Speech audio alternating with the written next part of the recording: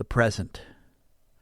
As the boat putters off toward the horizon, I give my attention fully to Nicholas. Why did you come to me with this gift? He takes a deep breath. I have nothing to give you.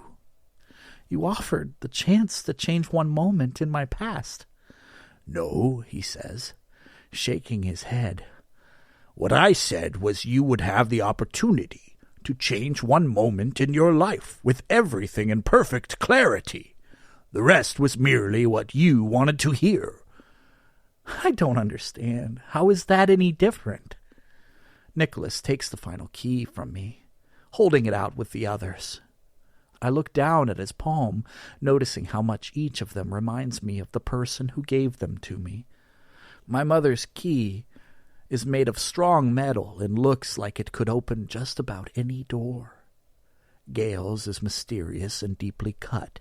It's the key you keep, even though you don't remember what it opens. My sister's is small but complex.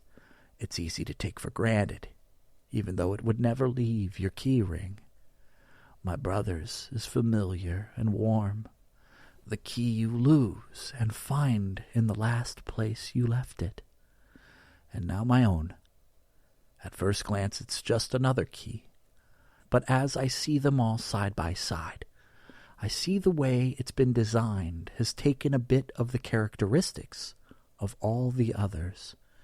Indeed, the pens and wards are inspired not just by these, but also by what, I can only presume, would be Amaya's, and Noah's, and my father's, and the many souls I've had the privilege of traveling through bits and pieces of my life with.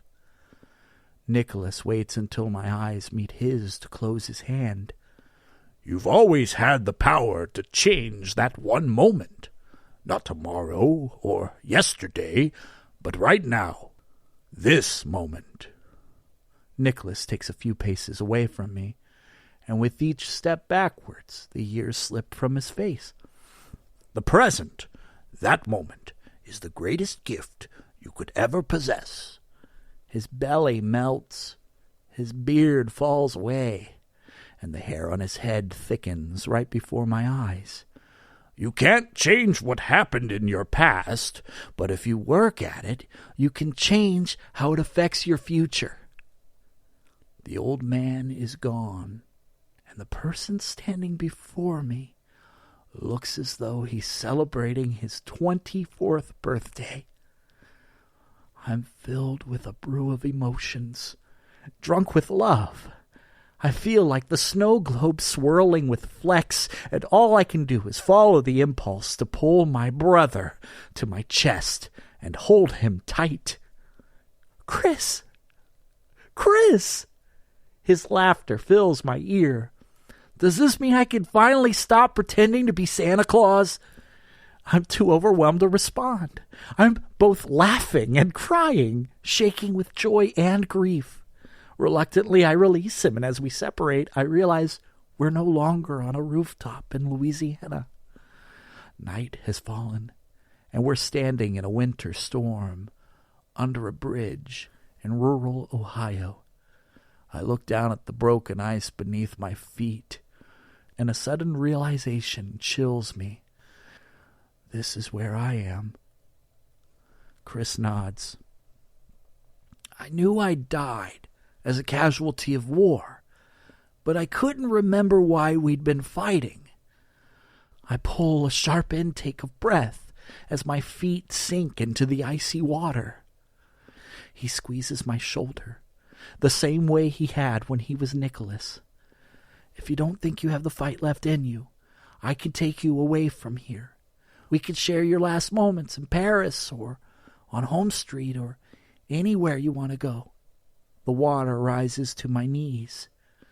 I want you to accept this gift and start fighting for your life, but ultimately that decision is yours, Polly. The frigid water rushes up my thighs. I answer him. I want to fight. Chris offers me one of his unforgettable grins. Good. You can do this, Paul. Just let people love you, and you'll do fine. Up to my waist now. Be strong enough to accept help when you need it. The water rises to my chest. Let go of the guilt. What happened to me, to Paige and Antelik, it wasn't your fault. We know that. My shoulders sink. What you do with your time here matters. And it isn't just some test to see what kind of afterlife you deserve.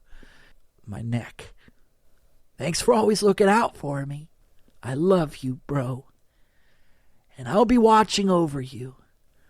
But right now, it's all up to you.